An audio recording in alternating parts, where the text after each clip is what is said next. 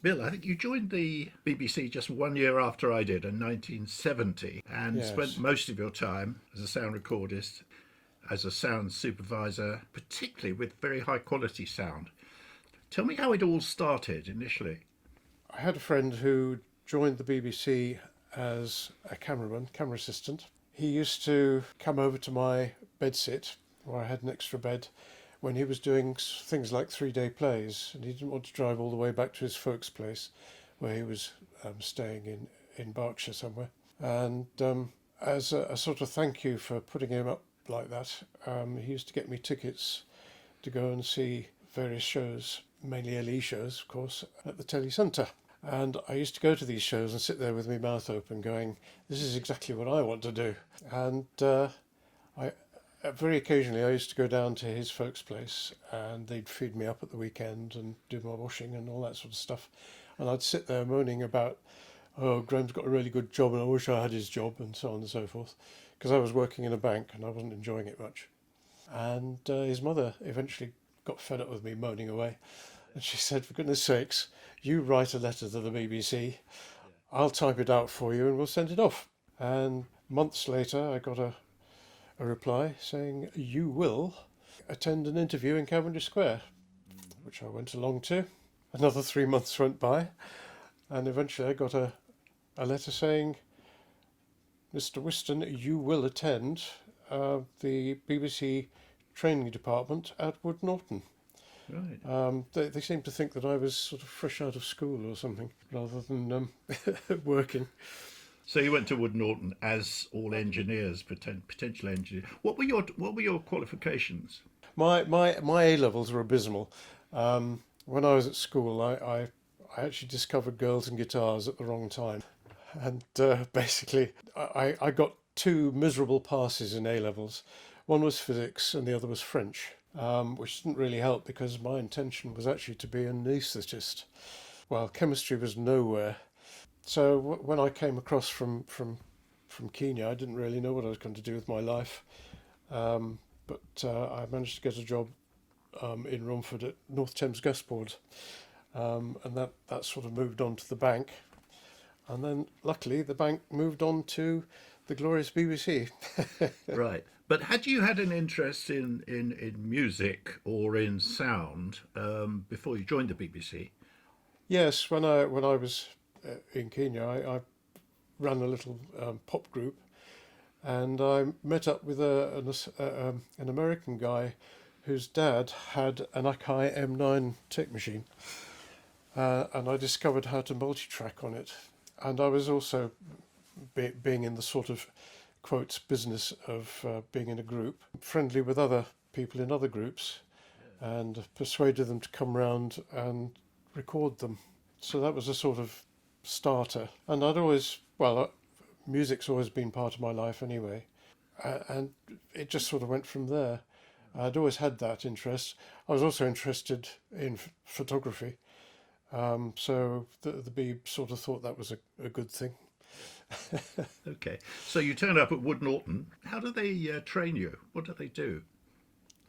Well, it was a 3 month course, and basically they taught us the basics of the stuff that we were supposed to know, safety and how things worked, and a lot of hands-on stuff. Eventually, on the third month, sort of actually making programs. I mean, I thought it was a brilliant course because it taught me all sorts of things that I didn't know about. It was a general overall course, but some of the people on my course were going, or intended to go, to radio.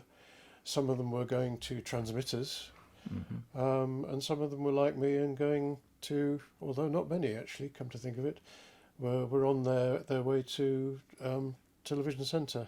But were you taught how to place microphones, Yep. how to actually record things, and how to edit them, and so on? Yes, fairly basic stuff Yeah. Hmm. when it comes to editing. But yes, all the stuff about how microphones worked and sound desks worked and all that sort of very basic stuff, and some of the what what you do in studios and stuff like that. But when I actually left and went to studios, was introduced to my first crew, I was told almost immediately that whatever you so-called learnt at Wood Norton, you can now forget, because this is where you start learning. Oh, right. I thought it was a bit unfair to the guys up in Wood Norton because they were very good, but I sort of understood what they meant in actual fact, because that was the nitty gritty, if you like, of actually learning the trade, if you like to put it that way. Were you on the floor or in the gallery? No, definitely on the floor. Galleries were sort of almost no go, not quite. I mean, you could go upstairs and watch people doing things like gram ops and the sound supervisors and stuff like that. I loved it because it was my first crew was Crew 11, and it was doing Top of the Pops. And guess what? I love pop music, so I was in my element basically. So give us because I mean top of the Pops was notorious for all sorts of things, but give me an idea about what the atmosphere was like and what you were actually doing on the floor. Well, I was rigging microphones and setting up stages and stuff like that. Top of the Pops was pretty much live, so Yes. groups used to come in and actually play, and we had an orchestra, and basically we just learned the craft of. Oh, that was one of the things we had to do.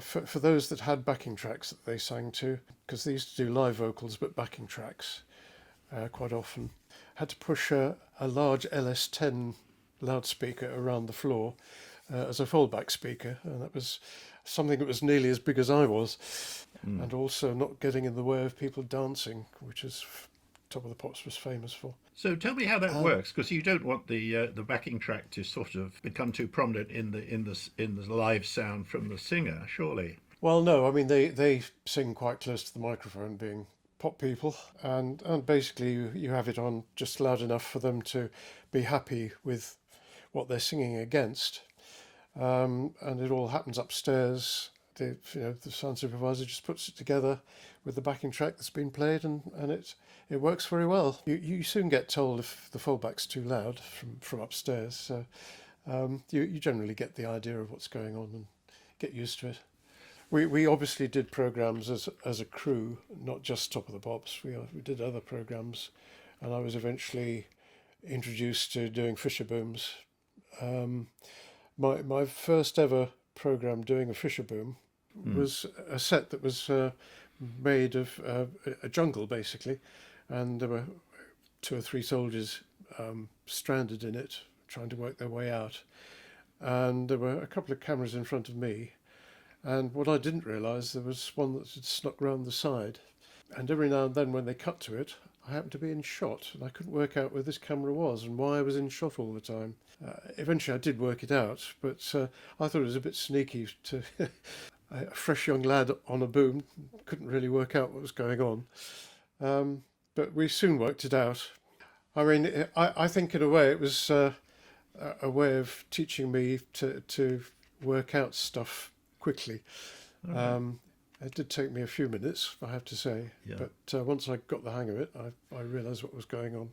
Now these booms, why did they use booms then? Presumably because they've sort of given up using them, really, haven't they now? Pretty much because people tend to use radio mics. Sometimes they work well and sometimes they're, I suppose, abysmal is a word. It all depends where they end up. Fisher booms were a great way of covering 2, 3 people, 4, 5, 6 people even, if you needed to. You could swing between bits and bods. You could track if you needed to.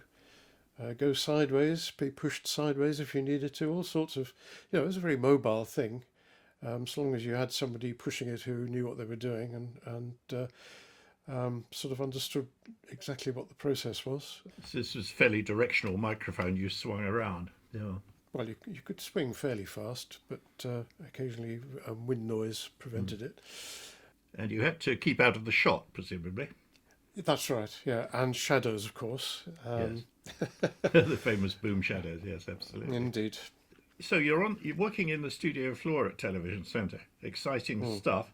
It was well produced, shall we say? There were floor managers, sort of guiding the dancing folk, the audience, if you like, guiding them around and making sure that the mobile cranes for the cameras didn't run them over and they didn't get in the way of shots and stuff like that.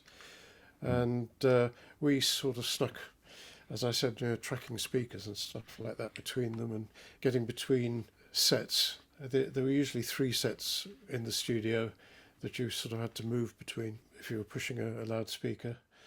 And it was done as live. Occasionally used to do pickups and stuff like that if something went wrong. But basically it was pretty much as live. Well, we all know about the Jimi Hendrix thing where it was live and the Grammot played the wrong backing track to him and he stood there and said, "I don't know this song, man." I don't remember that. Oh, that's very funny. Oh yeah, that happened. Red Faces Upstairs, yes. Pretty much. Yeah. But you were in your element for that because you liked pop music and so on. Oh, I loved it. Yeah. What other studio things were memorable at that time before you moved? I think you moved shortly. Well, perhaps it was not shortly. Perhaps it was about sort of 8 years later into OBs. Is that right? I actually had 2 attachments to OBs in 1976 and 77. I really loved going there and doing the work. As an attachee, you were there to help out, doing things like the walking golf course fairways with a directional microphone to get people hitting balls or talking or whatever, and lots of other bits and pieces that I was generally there to be useful for. Wimbledon. In fact, Wimbledon, I did every single Wimbledon from my first attachment all the way through to when I actually stopped working, when I retired. Apart from the very last year when Sis, who took over from BBC Outside Broadcast, lost the contract. So I lost my Wimbledon. I did centre court for years and years and years. To go back in the early days when you first started at Wimbledon, I know that the sound coverage of Wimbledon got more and more sophisticated. But when you started off, what were you doing? I mean, how many microphones do you have around a tennis match, for example? Not many. There were 2 on the chair. You had a feed of the umpire's mic, and being mono, of course, you had a mic fixed sort of up in the gods to cover audiences, applause and stuff like that.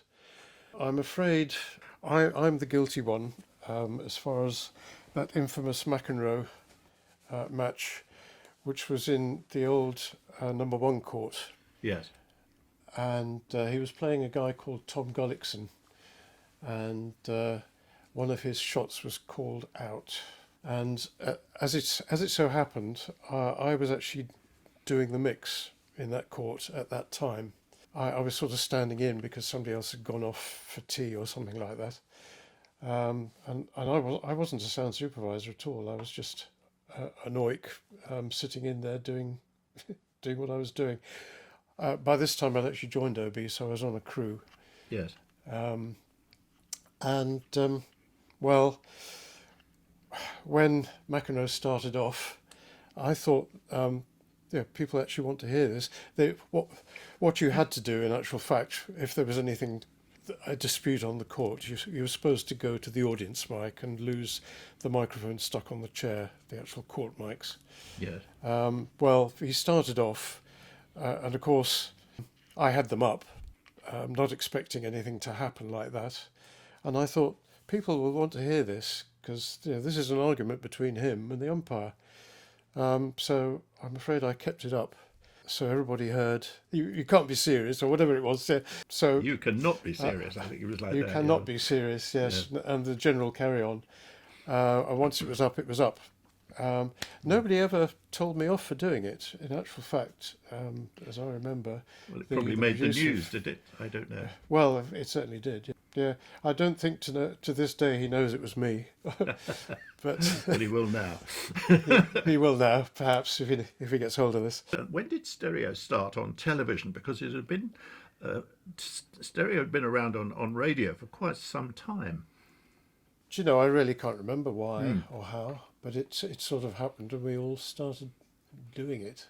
I was more involved with surround sound when that came in. That's a good deal later, though, presumably. It was a good deal later, Yeah. yes. No, stereo didn't really have much effect, did it, in terms of how you covered things, It or did it it? did because the outside courts were still mono when we were doing stereo on centre court and number one court. So it was a gradual process. I know I was involved in making it stereo. That was centre court because by then I was sort of actually doing centre court. Yeah. I'd done the outside courts for some time, and stereo came in during that time. It's really strange. I can't remember the exact date it sort of came in. But in those days, television sets largely only had one loudspeaker, didn't they? So I suppose it was sort of chicken and egg thing. What happened? Whereas people had stereo, sound systems and so on, but not televisions. Yes, that's right. But that eventually changed, obviously, and obviously we thought it was good to start doing stereo, Yeah. and I was more than happy to do that, and certainly eventually the outside courts mix also went stereo. Okay, if you're part of an OB crew, how many people would be there for sound? I mean, let's say Wimbledon for the moment. Would you have people manning microphones at different points, or would they be fixed microphones? And They'd all be fixed microphones, right, apart from the interviews and stuff like that out on the yeah, courts and stuff like that. But basically, you had your commentators. There could be up to 3 commentators on the big matches, the finals, maybe even the semi-finals. Well, I ended up with quite a lot of mics on the court. A stereo overall mic, which obviously looked at the court. You'd then have 2 microphones on the chair pointing either end, to basically catch the serves. I put a stereo mic at the back of the court pointing down into the court from that end, and reverse the polarity of it so that anybody running left to right down that end would move the right way. And then behind the main mic, the near side of the court, I had 2 microphones looking into the near crowd, if you like, and then one up in the gods to get an overall of the complete court. yeah. And a couple of mics on the 2 low cameras that were on the sides, Yeah. by the chair. And you'd be mixing these, would you? Were you actually? Yeah. You were actually in charge of mixing the things Oh at yes. that point. Yeah. Yeah, Right. yeah. Okay. So Yeah. that made you a fully fledged sound supervisor. Oh, I was a fully fledged sound supervisor by then. Yes, that happened in '84. I got my job, sound supervisor's job. But before then, I'd done quite a lot of outside court stuff and mono centre court. But you were also doing other things. I mean, the boat race. Uh, that would have been interesting because you had a lot of presumably radio mics and everything else there. I tended not to do the main site of the boats. I used to be sort of down the course, doing effects sort of into these single camera units or small units that were down the course. So that was just sort of general atmosphere and trying, if possible, to get splashes from the boats. But they were and picking up radio mic stuff as well, of course, on the course. What about horse racing? Because you've got mobile cameras and presumably mobile sound as well. Yes, yeah. That was all done on. You had a camera on a converted Citroen, which dashed off down the road. It for ages it never had a microphone on it. It was just you possibly had somebody with a radio mic transmitter walking over there with an 816 microphone stuck into it, trying to pick up whatever. Usually they started off looking at the horses getting into the stalls, being taken in there by the guys running the stalls. And then before the race actually set off, they might move position to one of the interesting fences if it was a steeplechase, or maybe stay there for the start if it was a flat race. But during the race, you're picking up, horses galloping as they shoot across the screen. So presumably you had to have. Did you not have microphones on the Citroen? No, no, you didn't. Not for ages. Right.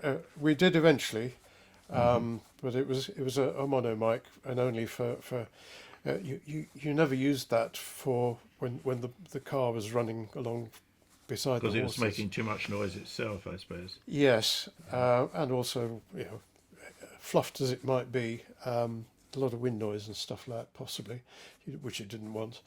The horses' hooves was a slowed down buffalo charge, off tape. Yes. Ooh, secrets are being revealed. Yes, secrets. Yes.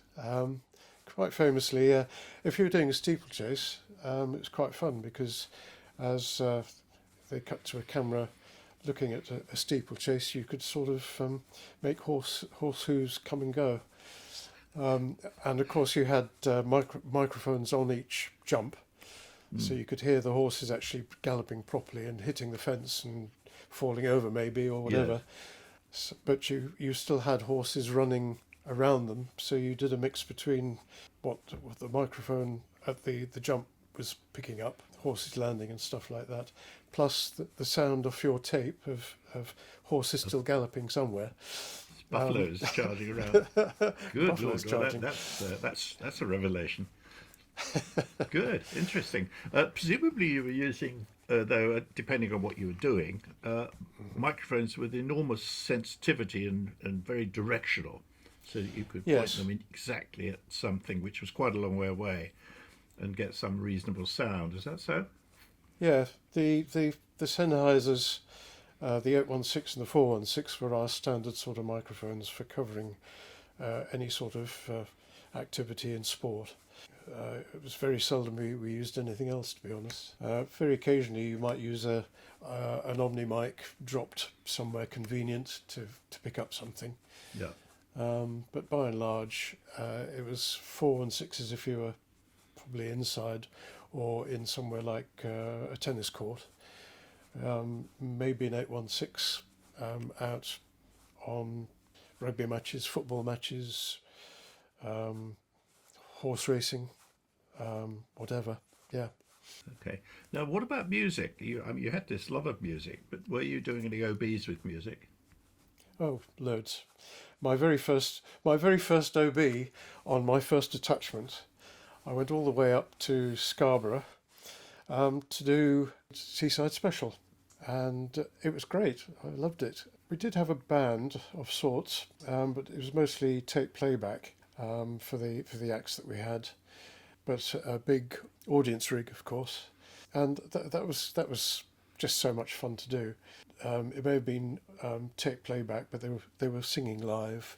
Yes. To what you were producing, a bit like Top of the Pops. Mm-hmm. So that was great fun. And having done the first one in Scarborough, we then travelled across to Blackpool and did the same there. So they were my two first programmes in OBs, and I thought this is absolutely great. And then for the rest of that year, it was just a season really, summer, standing in for as an extra from television studios, and I got, of course it was 76, so I got very brown walking fairways for the golf and doing various other bits and pieces, a bit of football, and then came back to Telly Centre, and the first thing I did when I got back was go and see our sound manager to ask if I could go back to OBs the next year, and I was told that there was probably a waiting list for people going back to OBs, so there was no guarantee that you were going to go back, and really you'd just been, so you shouldn't really go back again. But luckily, well, I was a bit persistent, I have to say. Yeah. So I did actually go back the next year, and exactly the same, golf and lots of odd bits in football, and it was just great. You were never tempted to go and work with film department as a sound recordist on film locations. No, they were a very different department. I did go I did go there on a, well, attachment, hardly the word. I went there when I was very new as part of the circus. When you came from Wood Norton as a trainee, you were sent to various places to have a go on a sort of tour of all the bits and pieces of the BBC television, and film was one. And yeah, they've well, I hope they don't mind me saying, but I found it a bit of a strange place. The culture Yes, and yes. being on the road with a small crew, very different from an OB. Well, I never went on the road. I was never allowed to. I just sort of mooched around trying to find things to do, and sat in on a dubbing session. But really, I was sort of given double enders to clean up and stuff like that, which really wasn't much cop as far as learning about film. So I went back to Telecentre and carried on doing that.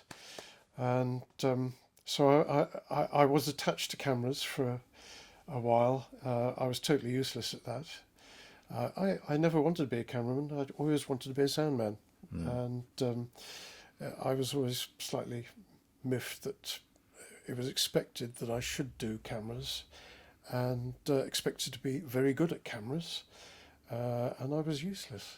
I really was. Interesting.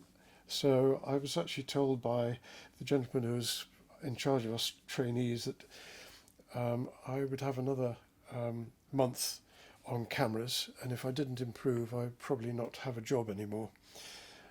Crumbs. So I went back and did my month, and I was just as useless.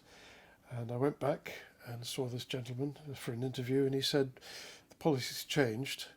Um, we won't be getting rid of you. And you appear to want to go to sound, so we'll put you on sound." Glory be, as they say. Okay, right. Now let's move forward a bit to sort of more modern Yeah. sound technology, because you've become very interested in surround sound Yes. and so on. And I think an awful lot of people don't really quite understand it, because it uses special kit that's domestically you've got to get a lot of loudspeakers and what have you. But tell me how surround sound came in, and what it gives you that other sound doesn't. Well, it puts you in the middle of everything if it's done correctly.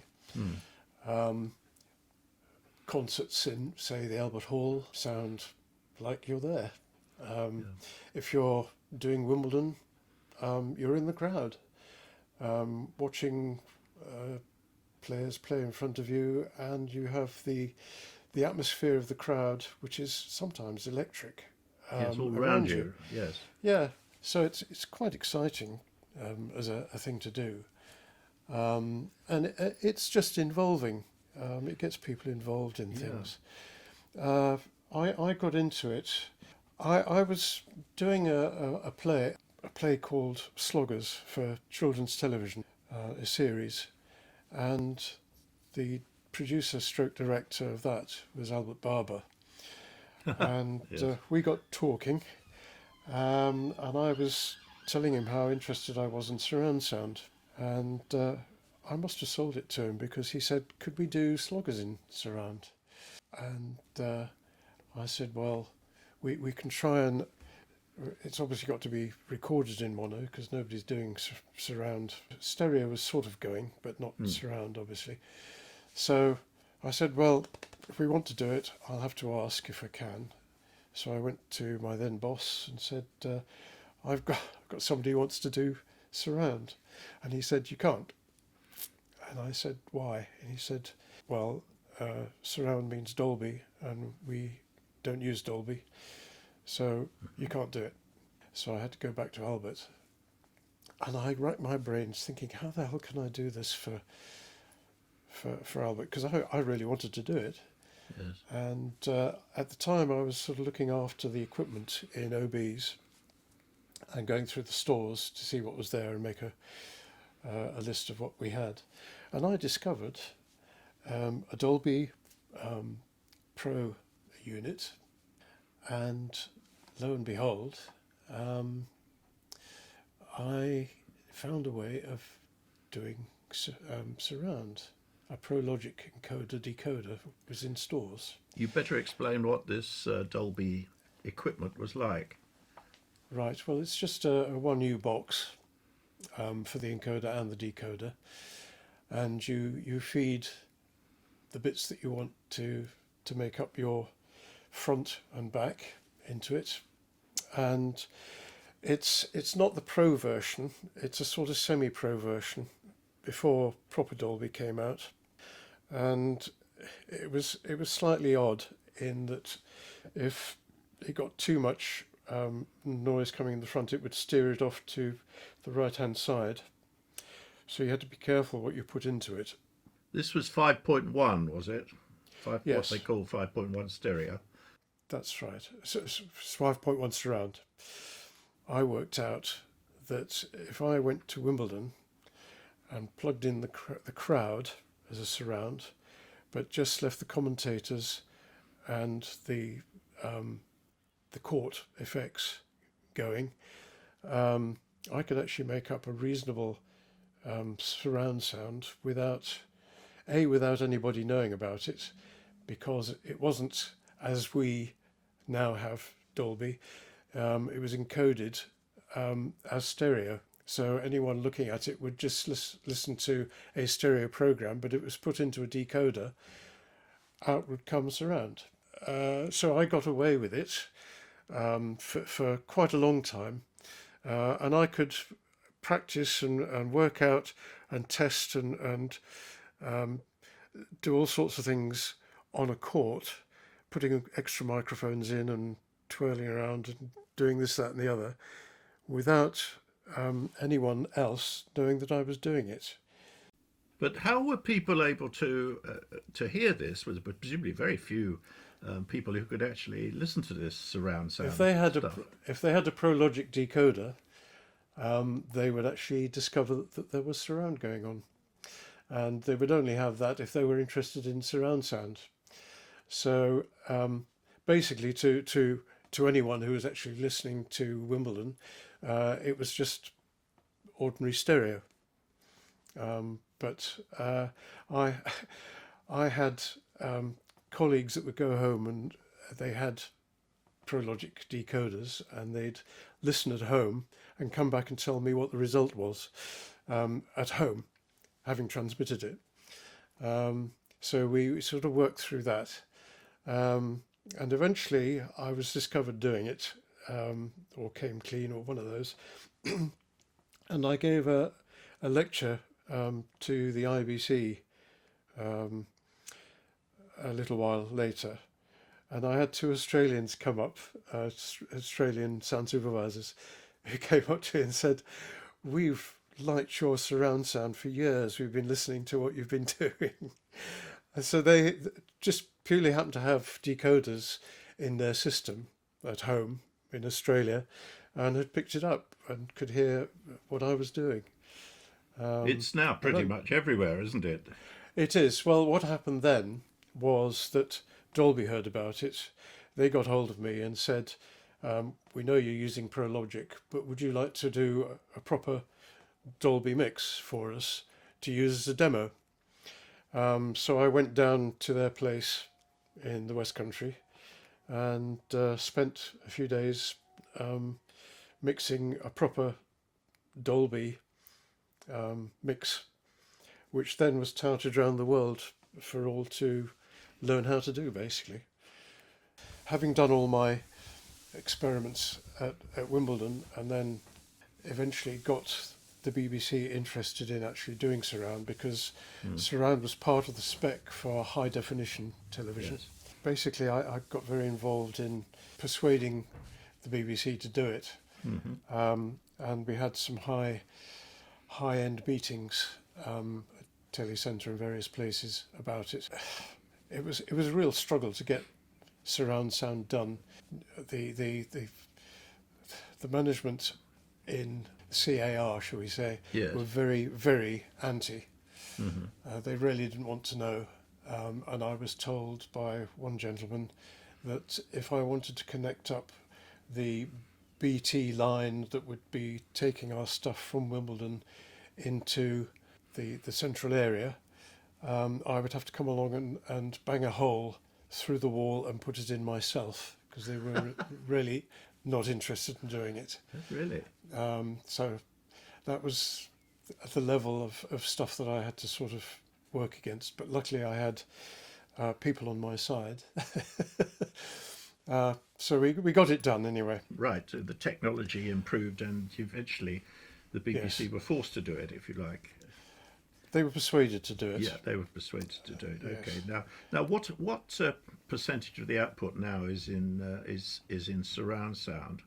Well, it's available on, certainly when we started off, football, and most of the ball sports, if you like, the rugby and stuff like that, and a bit of golf and stuff like that were done in surround. The proms eventually started in 2006, and luckily I was mixing proms in those days, so I actually got to so that's where it all started. Okay. But this was still 5.1 Yes. surround.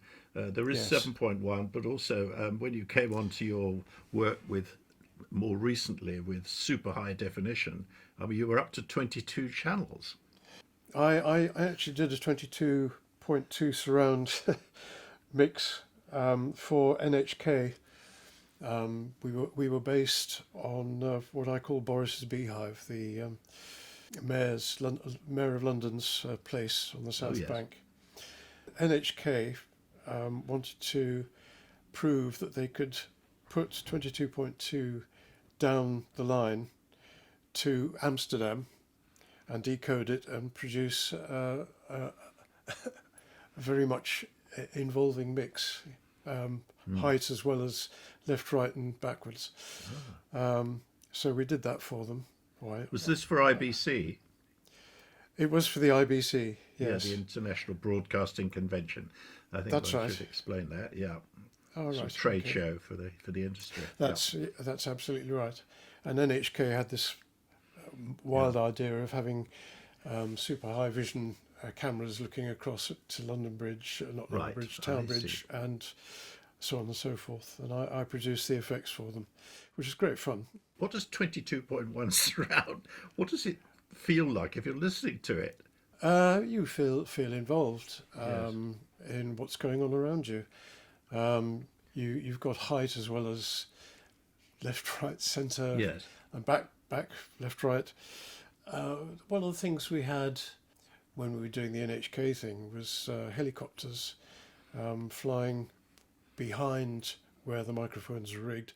I had a massive rig stuck up on a balcony. We had helicopters behind, we had aeroplanes flying overhead into Heathrow, Right. we had people down on the river, boats going up and down. We had, towards the end of it, they had a sort of a fete of some sort that Town Hall were running, so we could hear people behind us but low down, I see. which was quite good fun. So listening to the results, the NHK were brilliant. They brought all the recordings they'd done back to Television Centre and set up a 22.2 setup in one of the studios, and invited those who'd been involved at the Lord Mayor's thing to come and listen to the results of what we'd done, and it was absolutely brilliant. Sitting in the middle of all this stuff, I couldn't listen to it properly, obviously, because I was stuck in a little room, but I could monitor individual microphones and listen to pairs of things. So I could check that all the microphones were at least working and going down the line, being encoded in a separate room, and then going across to Amsterdam and being decoded there. But what about in the room where you're listening to this stuff? How many loudspeakers do you need for 22.1 surround, or 22.2? You said there. Yeah.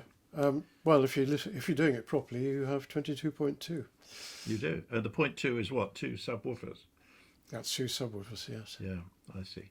I know that super high definition. It's described as, if you stand in front of a screen, it's like looking through a window. Everything is as real as that. So presumably It's the quite sound good. is.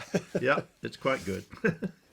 But I mean, that's the Japanese way, isn't it? I mean, they do things because they can, That's not right. because they think that necessarily people are going to be able to use it at home. Yeah, yeah. But, there's I always mean, their management is very supportive. yes, yes. They don't have to struggle quite like I had to. No, quite. Okay. Now explain to me how it is that surround sound from the Albert Hall, which is done with this space microphone they have, or some special microphone or other, works with headphones, because headphones only give you two sources of sound, don't they? They do. How could you get height and depth? Well, Such advanced physics, you don't want to go anywhere near it. it's quite advanced physics, but basically, if you use what's called a dummy head or an equivalent, you have omni mics either side of a head, if you like, spaced somewhere between 12 and 18 inches apart. You can get that effect. Quite often you have a couple of omni mics stuck against a disc, which is about, I don't know, between 12 and 18 inches in diameter, pointing sideways, if you like, at the stage.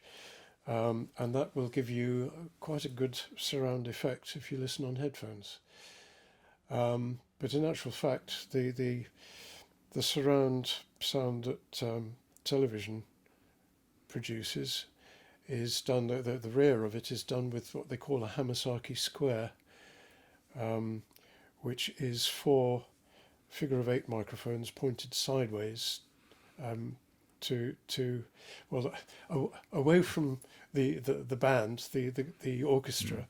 Yes. So sideways onto the orchestra, but exactly onto the audience and the reverberation in the hall. And you add that to your front mix of the orchestra and soloists and whatever, and that makes a very nice surround sound. Yeah. And that you can fold down using the Dolby equipment into a decent stereo, using their app to do it. Yes, everything has to be downwards compatible to. The lowest common denominator, I suppose, is stereo, isn't it? That's it. It is these days, Yeah, yes. Yeah. Okay. Right, Bill. But you were also mixing concerts. I've always been intrigued by that, particularly if you have, a Radio 3 transmission of a prom, say, and you've got television sound as well, because television sound is mixed in a different way, isn't it? It is, yes, that's right. Tell me what you do that's different there. Basically, because it's a visual medium, when you see a close-up of somebody, say, playing a clarinet, if it's just a general wide mix, it's slightly distracting that you don't hear the clarinet quite as close as it's seen. It's somewhere in the mix, if you like. And the subtlety of trying to do it for television is to favour a clarinet for a good reason, not just because the director has decided to cut it up. I mean, they prepare their scores and scripts very carefully, so they know exactly what's happening when. So it's done with reason. So you have to generally. follow a score, just as the vision mixer has to follow a score. That's right. You basically learn the piece, and take note of where, in actual fact, it's pretty much down to you. You sort of edge the microphones up so that you don't get a dramatic change. That's right. It's a subtle, Yes. it's a very subtle thing, really. If you get it wrong, if it's too much, it's not nice. So you learn to do it quite subtly. Now that's Yes, interesting. I wonder whether, as as costs rise, and people trying to do programs more and more cheaply, whether they then say, "Oh, let's take the Radio 3 sound and to hell with it and just do it that way," or whether they always have to have a separate sound mix for television. for BBC One or BBC Two programs, when I was doing it, they would use our surround sound, television sound. But for BBC Four, they would quite often just go with radio sound. They consider that to be adequate. Yeah. We could occasionally persuade the producer that we could do the same, but just give them a surround mix or a stereo mix that was catered for television. Yes. So occasionally we were allowed to do our own on BBC Four, but generally it was a radio sound. I don't know what the setup is these days. Obviously, I haven't done it for years. No, quite. Would you use the same mics for radio as for television, but merely mix it in a different way? We share microphones. Obviously, BBC Radio go in ahead of us and put up their slings and various spot mics and stuff like that. But if there's a particular need for a particular spot mic on this particular instrument, we tend to go and put our own spots in, which radio are able to pick up if they wish. We're quite happy to share whatever. And basically we worked together to try and it was quite strained when I first started. I was told that relationships between radio and television weren't that wonderful, but that changed. I didn't ever find, well, the very first prom that I ever did, I found it a little strange. The gentleman from radio that I had to work with was a bit sticky, shall we say. But after that, I got on very well with the people that I had to work with from radio. I thought they were great. Of course, if you take a thing like a concert hall, particularly if you're the Albert Hall and you've got the organ playing and all that sort of thing, I mean, the dynamic range is enormous. It can be, yes. You have Yes, to well, watch it, presumably. you learn quite quickly, and yes, it can be tricky, and some modern pieces are really particularly tricky. Very modern stuff, but fun to do. You learn and you learn the scores. You listen to possible recordings of previous stuff. There's commercial recordings quite often of stuff that you're doing, but you just have to keep in mind that you're doing it for television, and therefore there are parameters that you have to follow, which perhaps radio don't. Tell me whether are microphones still improving in quality, or have we reached a plateau in terms of quality, do you think? There's probably still room for improvement. There are some brilliant microphones around, usually quite expensive, which is unfortunate. But even the most mundane of microphones, if they're made with good quality, are terrific. You don't have to go to anything sort of really strange to get a really good coverage of whatever it is you're doing.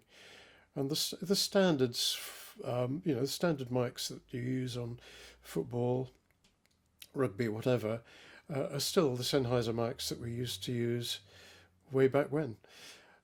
People still tend to use lip mics, especially on sport. Not so much these days on the proms. They now have headset mics, which is something that I wanted to have when I was doing proms and was never allowed to have. I thought they were brilliant. When you're doing proms and you've got people up in a box trying to talk over the applause that happens afterwards, they would have to go to either a lip mic or a directional stick mic and talk into it very closely and raise their voices so that they could be heard above everything. And that used to be quite tricky. And then when they came back into vision, you go to the mic that they were wearing on their front and try and do a cross mix without making it obvious. But head mics, you could do it all without them doing all this strange going between microphones and you having to fade up two different mics. But I've never won my case. But they have these days. Which are in vision and just sort of poking around the corner of your face. Yeah, they're brilliant. Did you ever get abroad? Quite a lot. One of the things I really loved doing was Her Majesty and Prince Philip went off to South Africa to visit, obviously, after independence. We went off to South Africa, the cameraman and I, to be the second part of how the Queen is covered when she's on tour. There's a cameraman who she knows and likes, travels with her in her car, and with the Duke of Edinburgh, obviously. And there's another crew, which was us this time, outside covering her every move as she gets out of the car and goes round and does various bits and pieces. So we followed her around wherever she went.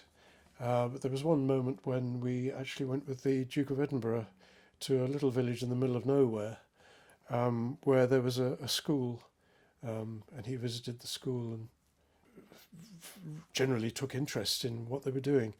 So that was really nice. Any indiscretions you managed to record?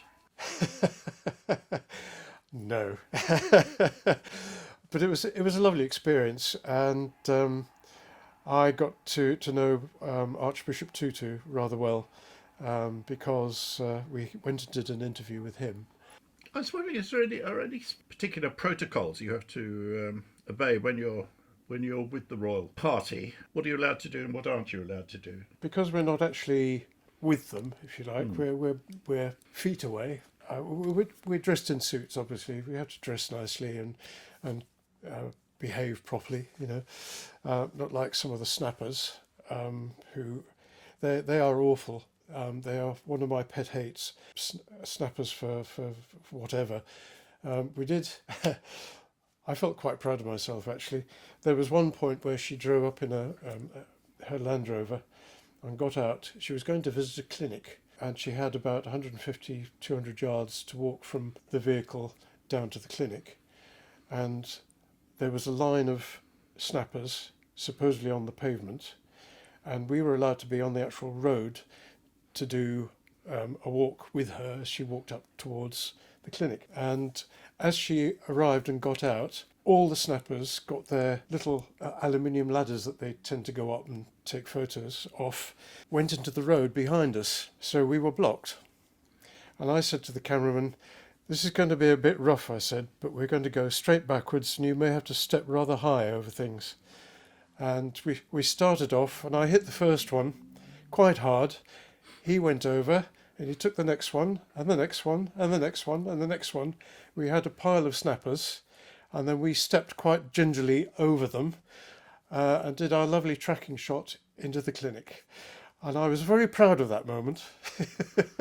Did the royal party notice? I think she might have. I do know Prince Philip. I think he may well have had a little smile on his face. Yeah. He's great. I really like him because there was a prom that we did for her birthday, and some of us were introduced to her afterwards up in one of the rooms in the Albert Hall, and he of course was there with her. And when she got to me, the producer who was introducing us one by one to Her Majesty had forgotten my surname. He said, "Oh, this is Bill. He's a supervisor," and I blurted out something like, "It's a great honour, Your Majesty," but I shouldn't have said anything, and immediately got very embarrassed. And she glided on, and himself came up to me and said, "You say you're a supervisor, young man. Do you supervise this gentleman?" Who pointed to the producer, and I said, "No, sir, it's not like that." And he said, "Oh, that's interesting," and moved on with a big smile on his face.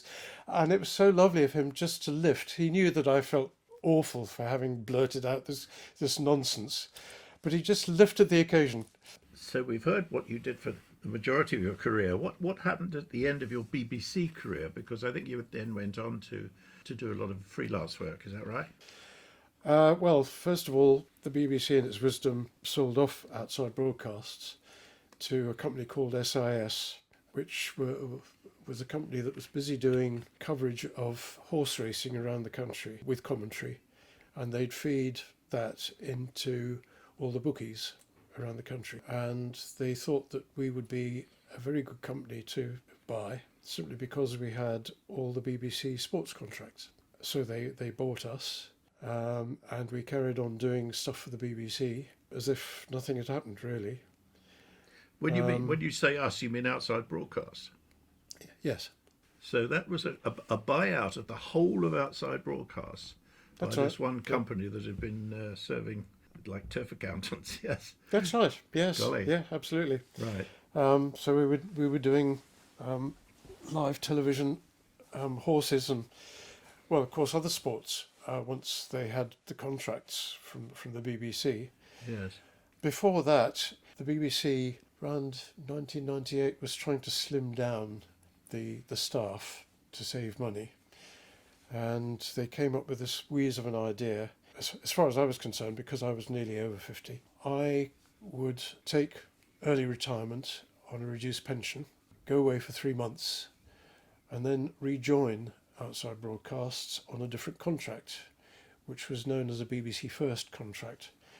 And that meant that I would be asked to do 100 days for the BBC as my primary employer, but anything after that 100 days I could go and work for freelance as a freelance if I wanted to. And so long as I did my 100 days, I could actually do more than 100 days for the BBC if I was asked to, and I agreed to it. right. So I did for a few years after I became a BBC Firster, I didn't bother doing any freelance stuff. And then a lady producer that I'd worked with on Wimbledon, funnily enough, a lot, and other athletics programs and stuff, rang me up and said, "We're doing the very first disabled athletics stuff from Lyon in France. Would you like to come and mix it?" And I said, "Well, yes, I can do, but I've got to set up my own company, so you can pay me." So I set up my own business, and they took me to Lyon, and it carried on from there. So after that, I could actually do freelance stuff as a proper company. I didn't do much, but until SIS lost the contracts for the BBC sports programmes. There were 10 of them, and they only got 2 back, and they decided to fold. So they made us all redundant, and we carried on as freelancers. The very last programme I ever did was the World Athletics Championships at the Olympic Stadium, and that was 2017. I'd sort of decided that it was about time I did retire. I'd already gone past retiring age as far as the BBC was concerned, and I'd done quite a few years on top of that. So the pension was looking healthy, the state pension, that is. So I thought, yeah, if some of the athletes are retiring, Mo Farah was retiring. So You thought you'd go too. I thought I'd go together with. Okay. So we retired right. together, basically. Right. Okay. So that's covered it really. Thank you very much indeed for doing this. Hope you've Thank not you. found it too tiresome. No, not at all.